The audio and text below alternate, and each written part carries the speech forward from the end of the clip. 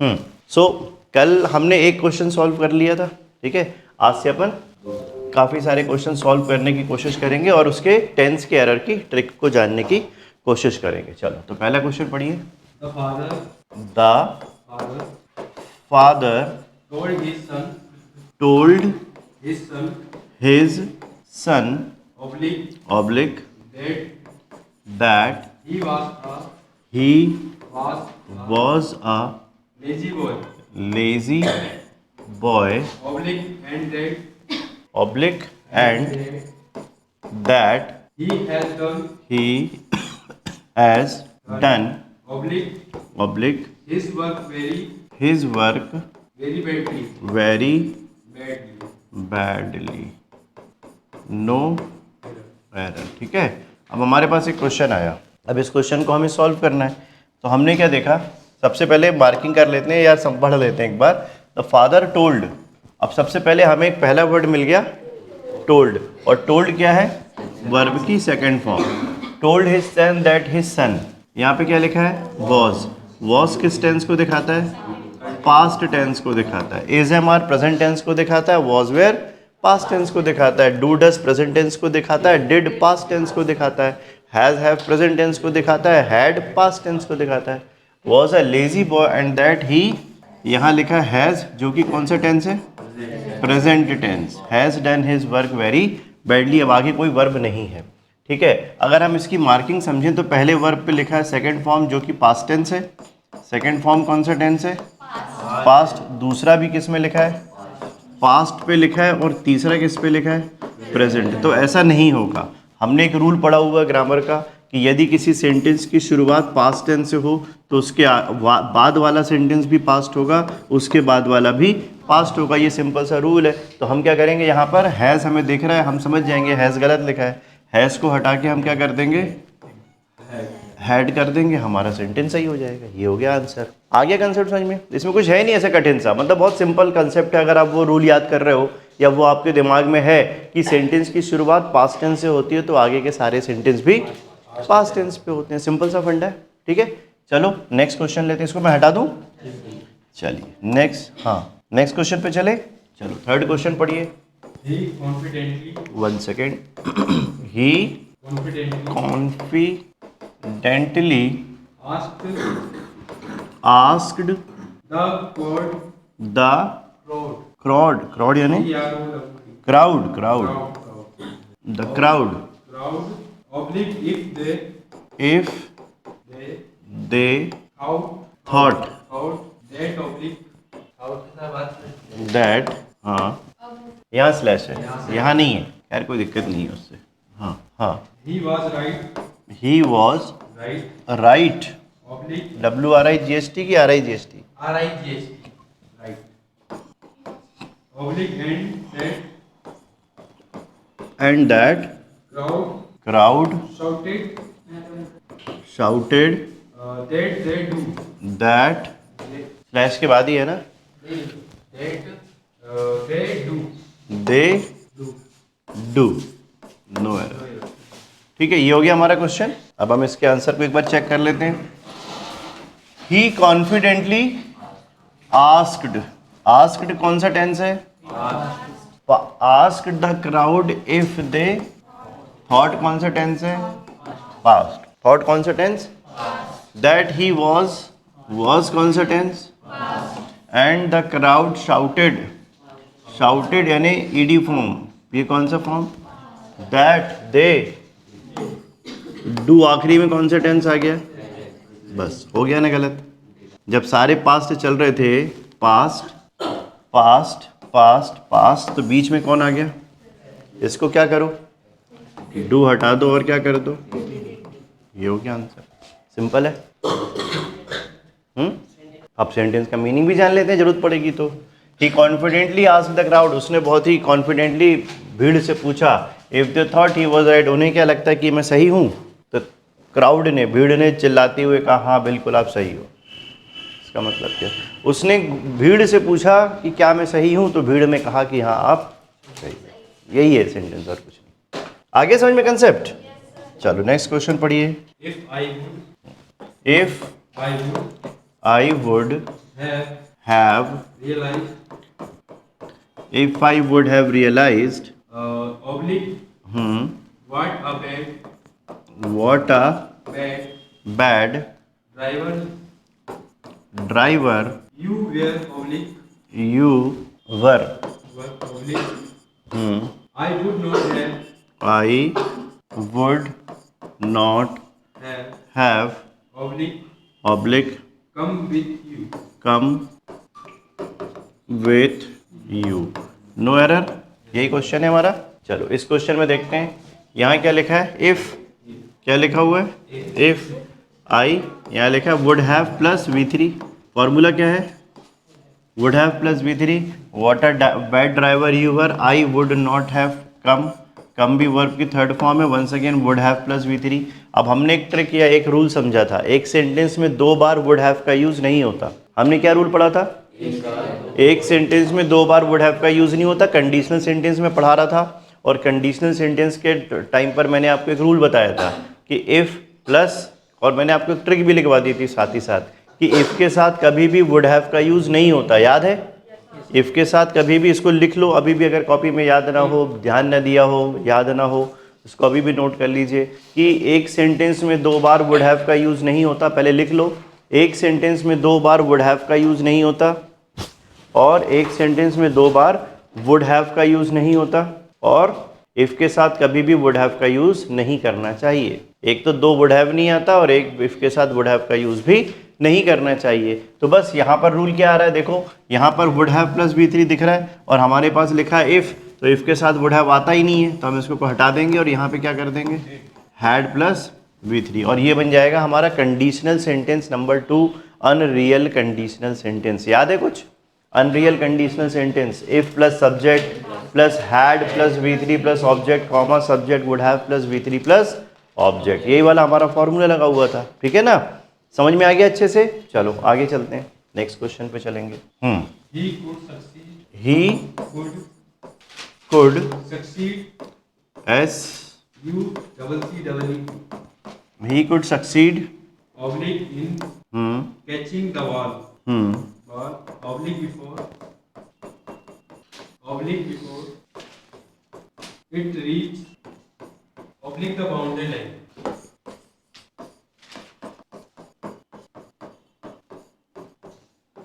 ये हो गया हमारा क्वेश्चन। अब हम देखते हैं, सेंटेंस को समझने की कोशिश करते हैं। यहाँ पे क्या लिखा है, कुड। कुड एक्चुअली सेंटेंस का कैन का पास्ट है।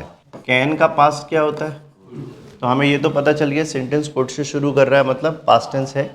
ही कुड सक्सीड, सक्सीड को समझ लीजिए, कुड क्या है, कैन या कुड क्या होते हैं, मॉडल्स क्या होते हैं, और एक मॉडल का रूल है, सभी मॉडल के साथ वर्ब हमेशा फर्स्ट फॉर्म पे होती है। क्या रूल है, सभी मॉडल के साथ, ये छोटे छोटे रूल्स हैं, ये हमेशा याद होने चाहिए, ये बहुत हेल्प करते हैं। जितने ज़्यादा पता होंगे उतनी जल्दी आसान पड़ता है एरर ढूंढना। अब मैंने एक छोटा सा पॉइंट बोल दिया कि सभी मॉडल के साथ वर्ब हमेशा फर्स्ट फॉर्म पे होती है। अब ये छोटा सा रूल है, मगर ये याद होना चाहिए। तो अब यहाँ पे क्या लिखा है, सक्सीड। अब ये पता होना चाहिए सक्सीड क्या है। अब कई स्टूडेंट को सक्सीड नहीं पता होगा, वो सोचेगा सक्सीड क्या है, सक्सेस सक्सीड सक्सीड होगा कि सक्सीड सक्सीडेड सक्सीडेड होगा। तो यहाँ पे मैं बता दूँ, सक्सीड खुद एक वर्ब है जो अपने आप में फर्स्ट फॉर्म ही है, तो ये सही लिखा हुआ है। मॉडल के बाद कुड के साथ फर्स्ट फॉर्म ही लिखी हुई है। He could succeed in catching the ball, वो बॉल पकड़ने में सफल हो जाता बिफोर इट। अब यहाँ पे लिखा है इट। अब इट के साथ भी एक छोटा सा रूल हमें देखने मिलता है, इट के साथ जब भी वर्ब आएगी तो वो क्या आएगी, हमेशा सिंगुलर वाली आती है। इट के साथ कभी भी प्लूरल होता नहीं है। यहाँ पे क्या लिखा है, रीच। रीच जो कि वर्ब की फर्स्ट फॉर्म है। अब या तो मैं ईट के साथ रीच्ड करूँ तो ये सही हो, पास्ट टेंस बनाऊँ, और अगर नहीं भी मानता तो भी रीच नहीं लिखा जा सकता था क्योंकि इट सिंगुलर लेता है। तो लिखना पड़ता तो भी क्या लिखना पड़ता, लिखना तो तब भी रीचेज ही पड़ता। अगर इट रीचेज मतलब प्रेजेंट टेंस का शब्द बनाता तो भी रीचेज होता, क्योंकि इट हमेशा क्या लेके चलता है, सिंगुलर। यहाँ पे क्या लिखा हुआ था पहले से, प्लूरल, तो ये वैसे भी गलत हो गया।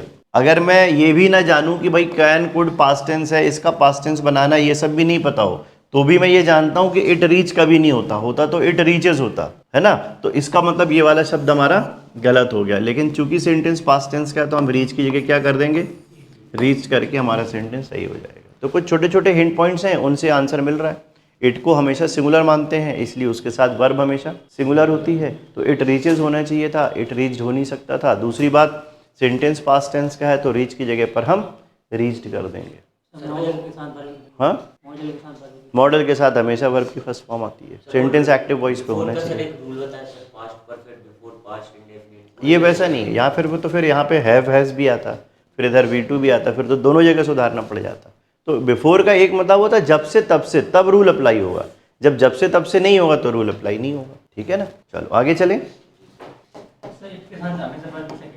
जी नहीं, इट के साथ हमेशा वर्ब सिंगुलर फॉर्म पे आता है जब सेंटेंस प्रेजेंट टेंस पे हो। सेकंड फॉर्म लाने के लिए रेफरेंस से मतलब होता है कि पहला सेंटेंस क्या तो बाद वाला क्या लगाऊं, इससे मतलब होता है। इट का भी सिंगुलर ही होता है, ये हमेशा ध्यान रखना। इट के साथ वर्ब हमेशा सिंगुलर होती है। चलिए नेक्स्ट क्वेश्चन पे चलते हैं। समझ में आ रहा है ना कंसेप्ट? प्रैक्टिस करना पड़ेगा तो बनेगा, प्रैक्टिस नहीं करोगे नहीं बनेगा। क्योंकि अभी तो मैं बता रहा हूँ, आज तो मैं सिखा रहा हूँ, कल से अपन आप करके लाओगे, मैं डाउट बताऊंगा, मतलब कंसेप्ट चेंज होगा ना। मैं कब तक लिखाऊंगा, एक क्वेश्चन करवा दूंगा। वैसे तो अभी मैं सॉल्व करवाऊंगा ही, लेकिन फिर भी आप करोगे तो आपको परेशानियां नजर आएंगी। जब आप सॉल्व करना क्वेश्चन शुरू करोगे तब आपको डिफिकल्टी मिलेगी, यार ये समझ में नहीं आ रहा, ये समझ में नहीं आ रहा। अभी तो मैं बता दूंगा। ठीक है, चलो नेक्स्ट क्वेश्चन चलते हैं। आई along with my friend oblique have been doing oblique it 5 times it 5 times times ना, हाँ देखो यहाँ पर उसने क्या ले लिया, इट के साथ वर्ब हमेशा, इसलिए टाइम्स लिखवाया है। For it time yesterday oblique since yesterday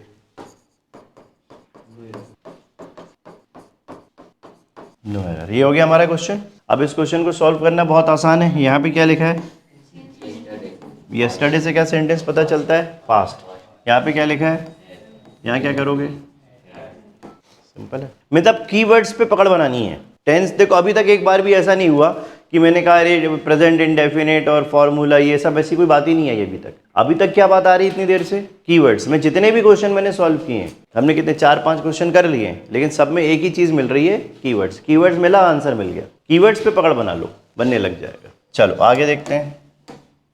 next question पढ़ो। if only I had if only I had been oblique a doctor comma I would have oblique served oblique served the poor served the poor oblique without any fees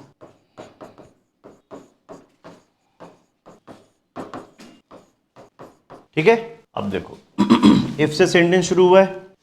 sentence किससे शुरू हुआ, अगर if से शुरू होता तो conditional sentence बनता है, ये तो कंफर्म है। अगर कोई सेंटेंस किससे शुरू होता है तो बनता तो कंडीशनल सेंटेंस ही है। और कंडीशनल सेंटेंस कितने होते हैं, टोटल 4 होते हैं, हमने पढ़े हुए हैं।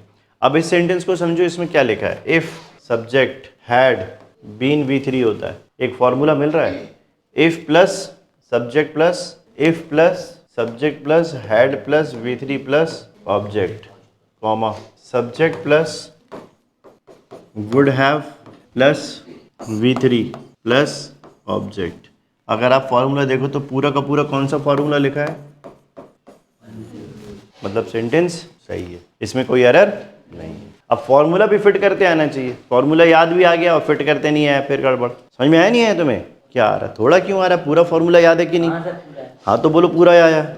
अपने दिमाग को पहले कंडीशन करो। क्या करो, कंडीशनिंग समझते हो क्या होती है कंडीशनिंग? कंडीशनिंग क्या होती है, बालों को सॉफ्ट, जैसे शैम्पू लगाते हैं तो बाल हार्ड हो जाते हैं, फिर उसमें क्या करना पड़ता है, उससे क्या होता है, बाल सॉफ्ट हो जाते हैं ना, ऐसा होता है ना। तो वो कंडीशनर काम करता है, बालों को नमी देता है। जब कंडीशन हो जाती कोई चीज़, तो जैसे हम हिंदी फट से कैसे बोल लेते हैं, इंग्लिश क्यों नहीं बनती? बचपन से इतनी हिंदी सुनी कि इंग्लिश बोलना भी चाहो तो फट से हिंदी निकलती है, क्योंकि दिमाग कंडीशन हो गया हमारा, हम उस कंडीशन के हिसाब से ढल चुके हैं। तो अब अपने दिमाग को ऐसा कंडीशन करो कि बन गया है ना। ये नहीं सोचना अपन को कि हाँ सर देखता हूँ बन तो रहा है थोड़ा थोड़ा। ये जैसी दिमाग में आता है ना, ये लाइन बन तो रहा है थोड़ा थोड़ा, तो वो थोड़ा ही थोड़ा आता है। और दिमाग को क्या बोलो, अच्छा ये एरर है, ये तो बन गई यार, ऐसे तो याद रहेगी। अब दिमाग में ये लाइन जाएगी तो फिर आगे भी बनेगा, और दिमाग में ये लाइन जाएगी, अच्छा थोड़ा थोड़ा समझ में तो आया है, बस तो फिर थोड़ी थोड़ा आता रहेगा। तो दिमाग को हमेशा मैसेज क्या भेजना चाहिए, गुड मैसेज भेजना चाहिए, अच्छा मैसेज भेजना चाहिए, और सही बड़ा मैसेज भेजना चाहिए। तो फिर दिमाग भी बड़ी चीज़ एक्सेप्ट करता है। हाँ नेक्स्ट क्वेश्चन पढ़ो। इफ देखो पहले क्वेश्चन में पहले ही वर्ड क्या लिखा मैंने, दिमाग में जैसे ही मैंने पहला वर्ड लिखा ना इफ, अब मैं सब जगह से हट के एक जगह पे कंसंट्रेट कर रहा हूँ। कहाँ पर? ये होगा कंडीशनली, क्योंकि शुरू ही इफ से हो रहा है। तो अब ये 4 के आसपास ही घूमेगा क्वेश्चन। अब इन 4 को याद रखना है अपन को, एक ही काम करना है। अब इफ He spoke. स्पोक, अब स्पोक कौन सी फॉर्म है वर्ब की? कुछ मिलता जुलता सेकंड फॉर्म भी है मेरे पास। If subject V2 object comma subject would plus V1 plus object, ये वाला फॉर्मूला था conditional sentence number 3, real plus unreal वाला, याद है?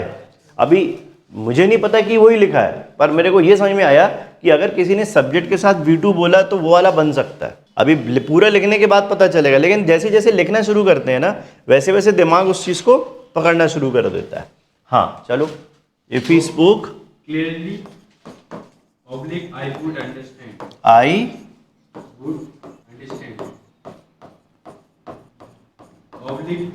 The देखो problem. पूरा पूरा फॉर्मूला लिखा है यहाँ पे। If plus subject plus V2 plus, clearly को अगर मैं ऑब्जेक्ट ले लेता हूँ तो ठीक है, subject plus would plus V1, ठीक है। यहाँ तक तो पूरा ही फॉर्मूला आ गया। आगे भी कुछ लिखा है क्या? I would understand, Problems and. I would understand the Problems and. Problems and, Oblique helped him. बहुत सारे लिखे हैं आगे। हेल्प्ड, हेल्प्ड लिखा है, Yes sir. Help second form आ गई। हेल्प्ड हिम, हेल्प्ड हिम, बस sir. No error. No error, ठीक है। अब इस क्वेश्चन को देखें तो थोड़ा सा अब संदेह पैदा हो गया, डाउट हो गया अब कि फॉर्मूला तो पूरा लिख दिया, अब आगे जोड़ जाड़ के उनने कुछ खिचड़ी पकाई है, अब उसको अपन को समझना पड़ेगा। अब एक रूल यहाँ पे छोटा सा छुपा हुआ रूल है, इतने हिस्से पे कंसंट्रेट करो आप। कितने हिस्से पे? आई वुड हैव वाले पे, सिर्फ इसको समझो। ये वाला हिस्सा हमारे पास जो है ना, ये वाला आई वुड अंडरस्टैंड, यहाँ से लेते हैं, ठीक है। इतने हिस्से को मैं सेंटेंस ले रहा हूँ, अलग से समझते। ये कुछ ऐसा लिखा है, ठीक है। सारा कुछ खेल यहीं पे है। अब मैं इसको भी तोड़ देता हूँ, इसको तोड़ के यहाँ पे ले आता हूँ, ठीक है। कुछ समझ में आ रहा है? तो नीचे सही लिख, चलो अब इसको समझो। ये बहुत इंपॉर्टेंट रूल आ गया हमारे पास, समझने वाली बात है। यहाँ क्या लिखा है? वुड, क्या लिखा हुआ है? वुड, वुड एक क्या है? क्या हुआ? मुझे चल क्यों नहीं रहा है? क्या हुआ? इसको स्लाइड से कुछ नहीं हो रहा है, वो थोड़ी देर के लिए रुक गया था शायद, आई डोंट नो क्या हुआ। हाँ, तो यहाँ पे क्या लिखा है? वुड के साथ जो कि V1 है, फिर क्या लिखा है? एंड, फिर क्या लिखा हुआ है? ये गलत हो गया। जब एक सेंटेंस एक मॉडल के साथ, जैसे मैंने कहा मैं जा सकता हूँ और आ सकता हूँ, समझना, मैं जा सकता हूँ और आ सकता हूँ एक जैसा होगा। मैं बोलूँगा आई कैन गो एंड, अब मैं यहाँ पे लिख दूँ केम, यहाँ लिख दूँ कम, गलत हो गया। I can go and come, एक जैसे फॉर्म आएंगे ना, मैं जा सकता हूँ और, तो एक जैसे फॉर्म लगेंगे। यहाँ क्या हो रहा है? अंडरस्टैंड तो फर्स्ट फॉर्म है, लेकिन हेल्प्ड कौन सी सेंटेंस है? ये हो गया गलत। आपको क्या करना पड़ेगा? एंड के पहले और एंड के बाद, एक बात रूल हमेशा याद रखो, एंड के पहले और एंड के बाद वर्ब हमेशा एक सी होती है, अलग अलग नहीं होती। क्या रूल है?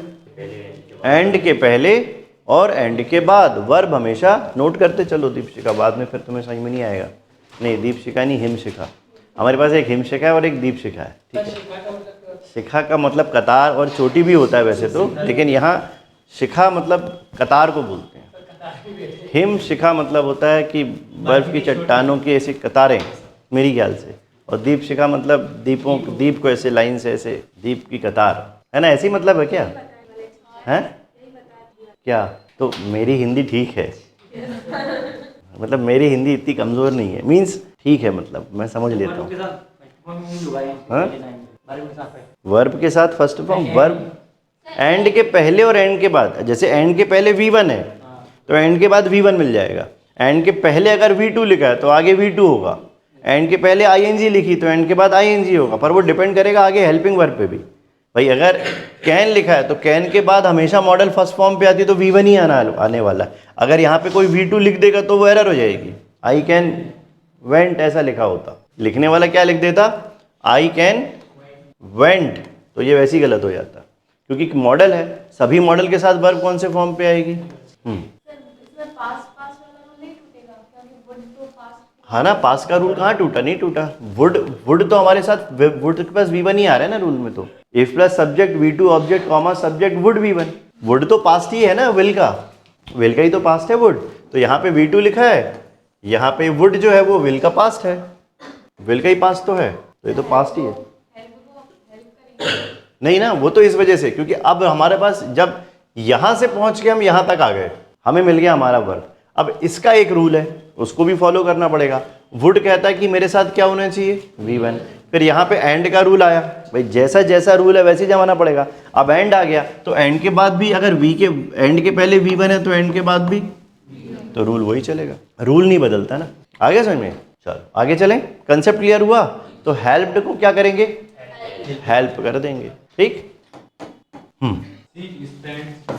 शी स्पेंड्स है कि स्पेंड है, एस लगा है ना, क्यों लगा है, सही लगा है। सब्जेक्ट के साथ सब्जेक्ट सिंगुलर है तो वर्ब क्या लगेगी, सिंगुलर, तो सी स्पेंड्स होना चाहिए। सी स्पेंड होता तो वैसे भी हाँ, और स्पेंट लिखा होता शी SPENT तो ये बन जाता सेकंड फॉर्म यानी पास्ट टेंस का सेंटेंस, और शी स्पेंड्स लिखा है वर्ब की फिफ्थ फॉर्म जो कि है सिंगुलर फॉर्म, यानी ये है सेंटेंस प्रेजेंट टेंस का। तो हमें एक बात तो पता चलेगी सेंटेंस शुरुआत कहाँ से हो रही है, तो she spends money oblique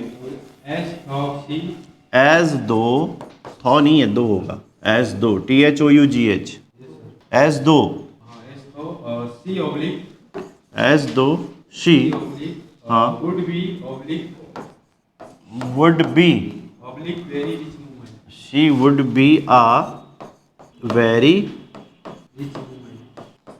no error, यही हमारा सेंटेंस है। She spends money as if, वो तो ऐसे पैसे खर्च करती है जैसे कि बहुत अमीर हो, ये सेंटेंस है, वो तो ऐसे पैसे खर्च करती है जैसे कि बहुत अमीर हो, तो she spends money as if she. अब हमारे पास एक रूल है, हम चाहें तो शी, हमारे पास एक छोटा सा रूल था, हमने कल पढ़ा था, लिखा भी था, यदि किसी सेंटेंस में एज इफ या एज दो का यूज़ हो, मेरे ख्याल से पहले ही रूल था, कल की क्लास का पहला रूल ही मैंने जो पढ़ाया था वो ये पढ़ाया था, यदि किसी सेंटेंस में एज इफ या एज दो का यूज़ हो तो वर का यूज़ होता है। तो यहाँ पे हम वर लगा सकते हैं, she were a rich women, यहाँ वर लगाया जा सकता है, लेकिन क्या है वुड बी के साथ भी लगाया जा सकता है वर्ब, इसलिए हम इसको नहीं भी हटाएंगे तो चलेगा, बट रूल के अकॉर्डिंग इसमें वर करना ज़्यादा अच्छा है।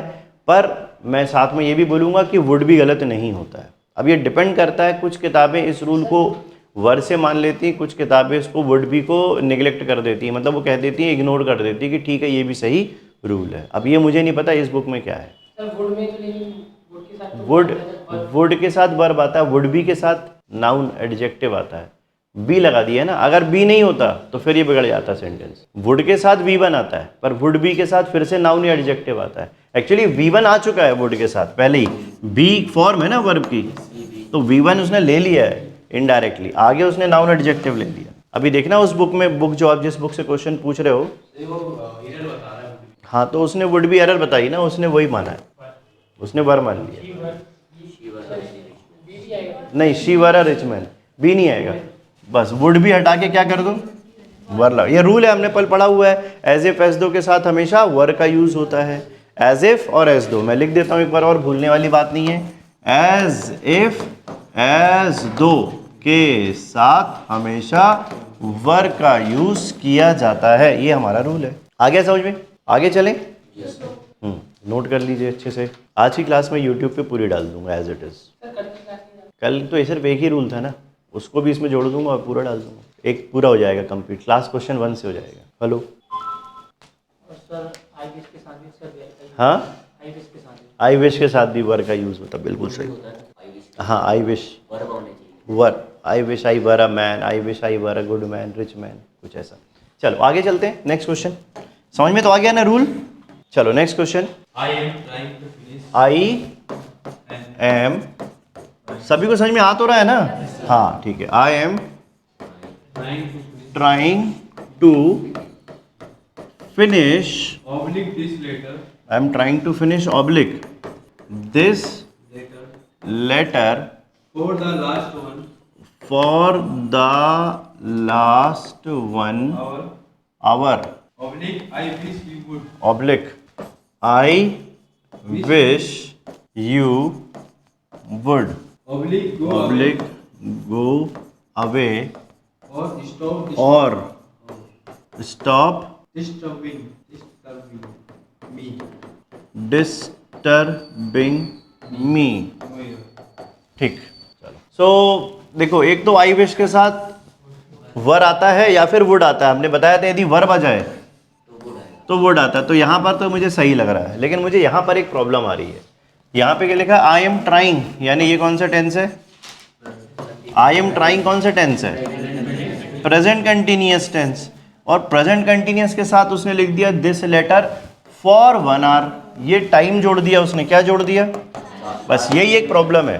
कंटिन्यूअस टेंस के साथ टाइम नहीं बताना चाहिए। अगर आपने टाइम बताया तो कंटिन्यूअस नहीं होता है। कंटिन्यूअस टेंस के साथ टाइम का यूज नहीं होता है। जैसे मैंने कहा मैं पढ़ा रहा हूं, तो मैं बोलूंगा आई एम टीचिंग। स्टूडेंट्स पढ़ रहे हैं तो मैं बोलूंगा स्टूडेंट्स आर स्टडिंग। लेकिन अगर मैंने बोला स्टूडेंट 1 घंटे से पढ़ रहे हैं, मैं 1 घंटे से पढ़ा रहा हूं, मैंने टाइम जोड़ दिया, तो फिर कंटिन्यूअस ना होकर हो जाएगा परफेक्ट कंटिन्यूअस। ये रूल है। अगर कंटिन्यूअस टेंस में टाइम लगा दिया जाए तो ये हो जाता है परफेक्ट कंटिन्यूअस। क्या हो जाता है? Perfect continuous. तो अब ये सेंटेंस बनेगा आई हैव बीन ट्राइंग। क्या बन जाएगा? I have been trying. ये हमारा रूल बन जाएगा। ये हमेशा याद रखो। कंटिन्यूअस टेंस देखे और आगे टाइम दिख जाए, तुरंत जोड़ दो सेंटेंस में हैव बीन। और टाइम ना देखे तो कंटिन्यूअस सही। क्लियर है? I have been trying, I am trying.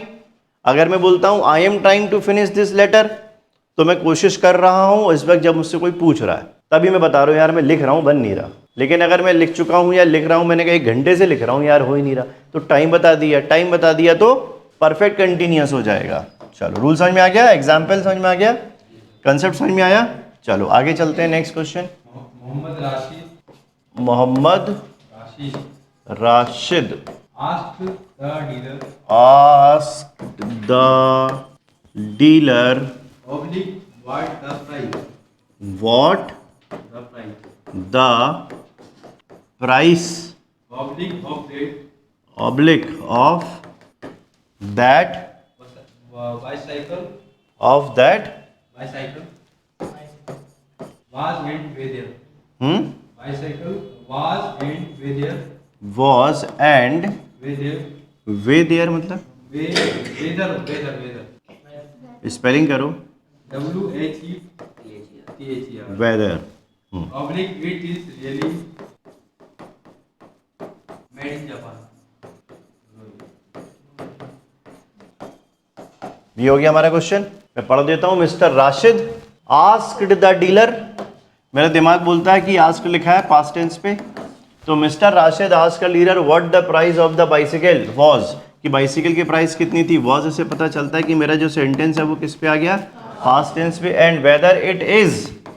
अब मेरा दिमाग कह रहा है कि इज जो होता है वो तो प्रेजेंट टेंस होता है, तो अपन को यहाँ पे दिमाग तेज चलाना है फटाफट। पास्ट पास्ट प्रेजेंट तुरंत उठाओ। सेंटेंस गलत, इसको कर दो बस। क्योंकि सेंटेंस की शुरुआत पास्ट टेंस से होती है तो आगे वाला सेंटेंस भी पास्ट होता है, उसके आगे वाला भी पास्ट होता है। ये है पूछा। आस्क यानी पूछना, तो आस्क यानी पूछा, past tense, V2 form of ask. Clear है? समझ में आ गया सबको? कंसेप्ट क्लियर हुआ? कठिन नहीं होता टेंस, बस ट्रिक पता होनी चाहिए। नेक्स्ट। ही OUGHT ना, he ought oblique not have oblique not have not have oblique done such a oblique filthy thing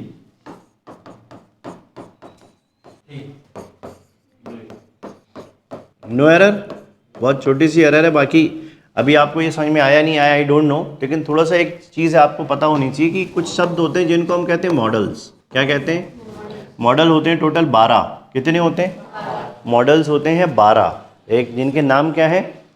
can, could, will, would, shall, should, may, might, must, ought to, need not, dare not. ये total है 12। Should अपन ने बोल दिया था, शैल के बाद should, मे के बाद माइट, विल के बाद वुड, कैन के बाद कुड। ये 8 तो ये हो जाते हैं। कैसे होते हैं? Will, would, shall, should, can, could, may, might. 4 ये 4 ये 8 ये हो गया, बचे 4। अब 4 कौन से हैं? Must, ought to, need not, dare not. ये टोटल 4। अब क्या हो रहा है? यहाँ पे होता है ought to। क्या वर्ड है? ought to। अब प्रॉब्लम है, यहाँ तो ओट लिखा है, टू कहाँ लिखा है? ओट टू तो पूरा शब्द है, तो यहाँ पे आएगा ओट नॉट टू हैव। क्या होना चाहिए? ओट नॉट टू हैव। टू वहाँ आएगा ही आएगा, ओट नॉट टू नहीं, मॉडल के साथ हमेशा वर्ब की फर्स्ट फॉर्म आती है, तो उस नियम से चलेंगे तो हैव जो होता है ये फर्स्ट फॉर्म होती है, जबकि अगर आप ओट टू हैज़ लगा दो, मान लेते हैं, तो हैज़ वर्ब की फिफ्थ फॉर्म में आता है। Have, had, had, having, has, 5 form क्या है हैव की? हैव फर्स्ट फॉर्म है, have second form had, have, had, had, having, has. अब क्योंकि वहाँ पर सभी मॉडल के साथ वर्ब फर्स्ट फॉर्म पे आता है, तो यहाँ पे क्या आएगा? क्योंकि ये फर्स्ट फॉर्म है और ये क्या है, इसलिए गलत है। आया समझ में? मॉडल भी मैंने पढ़ाया नहीं, लेकिन इतना याद रखो, मॉडल होते हैं 12। ये उपयोग होते हैं, जैसे टेंस का सेंटेंस बनते हैं ना, वैसे ही टेंस में फीलिंग को लगा दो। जैसे मैं खा सकता हूँ, मैं खा सकता हूँ, तो आई कैन ईट। मैं जा सकता हूँ, आई कैन गो। तुम्हें करना चाहिए, यू शुड डू दिस। तुम्हें ज़रूर करना चाहिए, यू मस्ट डू दिस। तो वो मॉडल काम करते हैं अलग अलग फीलिंग के हिसाब से। ठीक है, चलो और आगे देखते हैं। Had you told me? Had You told me. You told me Oblique about the problem. Problem. About the Problem. I would not have. Oblique. I would not have, would not would have आ गया ना। हाँ, Involved. Oblique myself. In such types of things. अब आप इस sentence को देखो, ये हैड से शुरू हो रहा है, तो हमने एक रूल पढ़ा था, if plus subject plus had plus V3 plus object. हमारा यही फॉर्मूला है। मैंने आपको एक रूल समझाया था, अगर इफ का यूज ना हो तो हैड प्लस सब्जेक्ट हो जाता है, याद है? हैड प्लस, ये मैंने एक रूल बताया था, हैड प्लस सब्जेक्ट, तो ये हैड से ही तो लिखा है, had plus subject plus V3 plus object. देखा है फॉर्मूला वही लिखा है। क्या लिखा है? Had plus subject plus V3 plus object, फिर अबाउट द प्रॉब्लम हमारा एक और अदर ऑब्जेक्ट है, ऑब्जेक्ट 1 है और ये ऑब्जेक्ट 2 है, comma subject would have plus V3 plus object. इसमें कोई एरर नहीं है, पूरा का पूरा अनरियल कंडीशनल सेंटेंस का फॉर्मूला इसमें लिखा हुआ है। Hence there is no error in this, hence proof. हेड आया ना, तो हेड का हमने रूल पढ़ा है ना, इन्वर्जन का एक रूल पढ़ा था। अगर इफ नहीं आता तो हेड प्लस सब्जेक्ट हो जाता है, इफ आता है तो तुमने लिखा है कॉपी में, मेरी तरफ मत देखो, कॉपी में देखो, कॉपी में याद करो कहाँ लिखा है, तब बनेगा वो। हैं? Perfect order, apple pie order. Conditional sentence number 2 पे आओ और उसमें आखिरी में देखो, एक जगह पे नीचे देखो, उसी में, हाँ इसी के आगे देखो, नीचे नीचे नीचे दूसरे पन्ने पे आओ, पन्ना चेंज करो, पेज चेंज करो, पेज चेंज करो, हाँ हाँ हाँ वहीं मिलेगा तुम्हें। ये लिखा है हेड प्लस सब्जेक्ट, मिल गया? बस अब ये अपनी किताब में लिखा सब है, अपन को याद रखना पड़ेगा। आगे समझ में? चलो नेक्स्ट क्वेश्चन पे चलते हैं। She said that. She said past tense है, she said that, Oblique she did not. She did not Went. Went Oblique to her husband. Oblique to, उसने कहा वो अपने हस्बैंड के पास नहीं गई थी, ठीक है। Oblique at the cost. At the Cost. Oblique, Yes sir. हाँ, At the cost of her prestige. आन बान शान के लिए कुछ भी हो जाए अपने हस्बैंड के पास नहीं जाऊंगी, ठीक है। चलो ठीक है, अब उसने ऐसा बोला है। एनीवेज यहाँ पे क्या लिखा है? सेड। यहाँ क्या लिखा है? यहाँ क्या लिखा है? वेंट कौन सी फॉर्म? डू डज डिड के साथ वर्ब हमेशा फर्स्ट फॉर्म पे होती। क्या रूल है? डू डज डिड के साथ वर्ब हमेशा, एक बार और, डू डज डिड के साथ वर्ब हमेशा फर्स्ट फॉर्म पर होती है। रूल याद आ गया? तो यहाँ वेंट हटा दो, वेंट की जगह क्या हो जाएगा? उससे कोई दिक्कत नहीं, पास्ट टेंस तो है ना, ये पास्ट ये भी है, पास्ट ये भी है, लेकिन डू डज डिड लेता तो वर्ब की फर्स्ट फॉर्म है ना, तो हमें फर्स्ट फॉर्म का रूल तो अप्लाई करना ही पड़ेगा ना उसमें फिर भी, इसलिए वहां पे फर्स्ट फॉर्म कर देंगे, बस हो गया सेंटेंस सही। नहीं आया समझ में? यस, डू डज डिड के साथ वर्ब हमेशा, जैसे I play, I do not play, he plays, he does not play, he played, he did not play, इसका नेगेटिव है वो। जब भी हम डू डज डिड लगाएंगे वर्ब हमेशा हानि तो है, डू डज के नियम में आता है, लेकिन फर्स्ट फॉर्म आती है। Got it? और आगे चलें, चलो एक क्वेश्चन और ले लेते हैं। We could not. We Could not. Could not, could से मॉडल पता चलता है और पास्ट टेंस भी पता चलता है, ठीक है। We could not, No. हाँ, No. KNOW, Yes sir. हाँ, Oblique. Why was she? Why Was she? Was she Oblique so gloomy. So Gloomy. And gloomy, gloomy. हाँ, And energy. And Energy. एनर, Energy. Energy. नहीं नहीं, आप spelling करो, EN GRY. ENERGY, नहीं नहीं तो GRY. ENGR. ए होगा, हाँ. एंग्री, हाँ, and angry, Oblique with herself.